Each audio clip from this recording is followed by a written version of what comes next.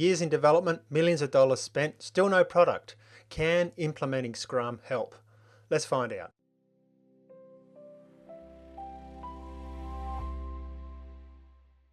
G'day. Are you seeking to be a high-performance CEO or develop personal leadership and be a CEO in your own life? Then you've come to the right place, because we discuss real experiences from CEOs for you to learn from. And so you don't miss out, hit the like button, subscribe to our channel and turn on all notifications. Let's get into it. I was brought in as a consultant because a company was struggling to deliver a working product despite millions spent and many years in development. Quite quickly, I realized they were missing any kind of agile framework. I rolled out Scrum, and the team then had velocity, direction, and started to deliver the product. So what is Scrum? Well, it's a framework to help teams self-organize. It's never a complete process, point by point. It's a framework. I'll leave a link in the description to just a few pages that describes Scrum quite well. It was developed in the late 80s and first implemented in 1993 with a guy by the name of Jeff Sutherland at Easel Corporation, and it's been used predominantly to organize software teams in an iterative approach since then. So why would you want to use Scrum? Well, the problems that they faced developing software in the 80s are still prevalent today. That is, that you can spend a lot of time developing a specification only to find that the specification is out of date even before the developers start. So Scrum addresses this by creating quick iterations of software that are testable and demonstratable. Now, we had this exact problem in the case I was discussing with you. This team was disorganized and had spent many years developing pieces of a product without any clear direction or clear, testable, deliverable pieces of work. So it seemed obvious to me that we needed to implement Scrum to solve that problem. So as a CEO, or if you're a consultant, how do you know when to use Scrum or when Scrum would help? If you're developing product, then some of the signs that Scrum might be needed would include product delivery delays, the team lacking clarity on what they're delivering, confusion, lack of a demonstratable product. These are signs that you might want to start to implement Scrum. Rather than jumping in on day one and saying, hey, we're going to implement Scrum, there's three things to keep your eye on. One is the people, two is the product, and three is the process. And really, they should go in that order. If I start an engagement, I think first of all about the people. I need to meet the people, understand their roles, their responsibilities, who they are, who I'm working with. The second piece is understanding the product. Now, in this particular engagement, I did those two things together. I was getting to know the people as we were digging into the product. Understanding the product is very important for me to understand whether there are issues around progress. And this sets up the case for bringing in the processes. Implementing a new process is a change process. People will find change difficult, and sometimes they will resist it. They may see it as extra work and something they don't want to do. So there's a need to do some marketing around Scrum, and there's really 5 elements to that. First of all, you need to point to some third-party references where Scrum has applied and where it can be applied in here. Third-party references are powerful marketing tools to show how Scrum can work. Secondly, your qualifications. I'm qualified as a Scrum Master and a Scrum Product Owner, so I have some authority there.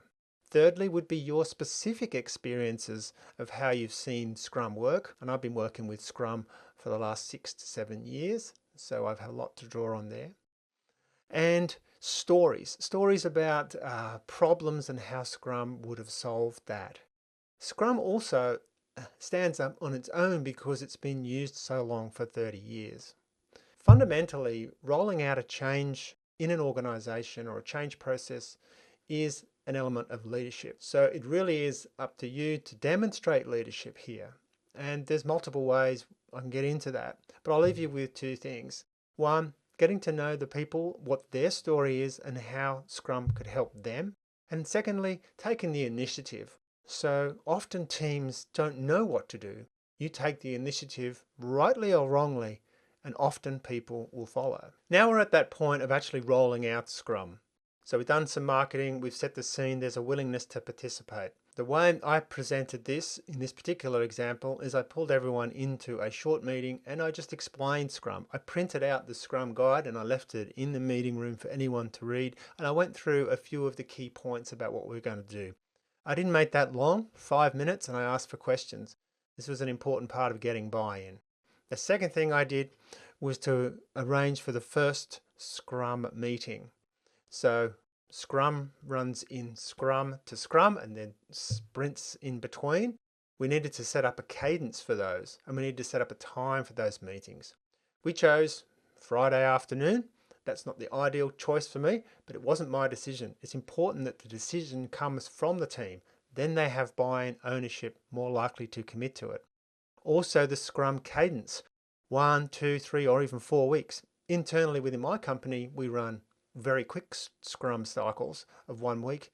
This company and this team chose every 2 weeks. Again, trying to get the team involved in the decision-making process, far better to get buy-in. Then I nominated some roles. I asked someone to organize the meetings. I organized someone to be the Scrum product owner, and I took on the role of Scrum Master. Everybody else then was a developer in that process. Now I have to give particular attention to the Scrum product owner because they are the owner of the backlog and they interface with other stakeholders in the company. In this particular case, it was the CEO. I felt it was a really good choice for this particular product owner because he had a good communication style that worked very well with the CEO of the company. He was also very willing, and I think he felt that this was a good role for him as well. So that naturally emerged from that discussion. Having set up the meetings, now we can start that first Scrum meeting. We set aside an hour and a half, and the process to go through is a review of a retrospective of what the last week's work was, and then a plan for what we were going to do the next week. Now, it's the first Scrum. We don't have those reviews or retrospectives, but we certainly would be planning, and we did plan for those next 2 weeks. We set up what's called a sprint goal, which is a statement about what we want to achieve as a group, as a team over that 2 weeks. That was articulated and it was put up on a board and everyone agreed to it. In this case, it was quite a long and wordy sprint, but I didn't worry too much about the how. The point was that the team was involved and committed to doing that. The second part was to break that goal down into tasks or tickets. Now these tasks or tickets are then added into a system, and there's many systems out there. We happen to use Jira for this, and articulated and assigned to representatives. Now, I say a representative or a developer is the correct word for team deliberately because it's not up to the specific individual to be fully responsible. It's up to the team to complete the sprint goal. The ticket is part of that and everyone's going to help. But that person is responsible for talking about that particular ticket. And we're going to talk about how and when they do that next. Having detailed the sprint goal and the tickets within that, there really wasn't much more for us to do other than to set up another important process, and that is the daily stand-ups.